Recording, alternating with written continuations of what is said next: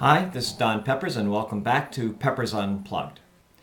Martha Rogers and I have been talking endlessly about the importance of trust in running a business, and it might seem kind of like a broken record to you, but let me explain some of the reasons why we keep harping on this topic.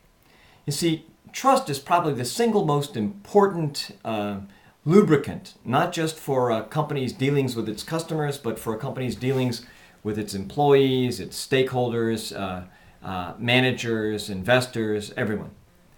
Trust is also a big reason why the economy functions at all. Without trust, the economy would come crashing down because no amount of legal contracts or laws would facilitate the billions of transactions every day, maybe every hour, in any developed economic system.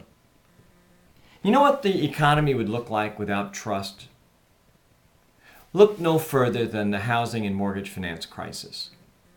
Because Fannie Mae and Freddie Mac, the two big government organizations now being taken over by the federal government, together they guarantee some $5 trillion of U.S.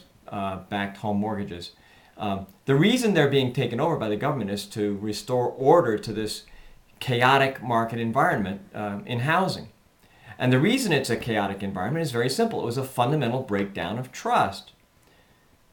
When banks lend money to home buyers, basically they almost always securitize the mortgage. That is, they put them together in dozens or hundreds of mortgages at a time. They wrap them up into a single pool called a mortgage-backed security, and then they sell that security to investors who want to earn the returns that mortgages afford them.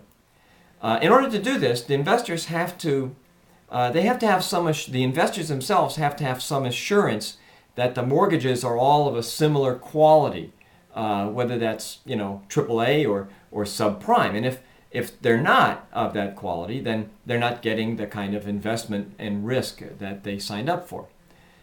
The problem in housing and mortgage finance began when this system broke down because some lenders were nudging the figures that home buyers, that borrowers were providing to them into better categories, or even occasionally even falsifying the data outright. And there was no good mechanism to really verify the accuracy of this data. And so what happened was a couple of investors in mortgage-backed securities started saying, hey, wait a minute, these mortgages aren't of the same quality they represented. And soon, no one trusted any mortgage-backed securities, so people stopped buying all mortgage-backed securities, and the system came to a crashing halt.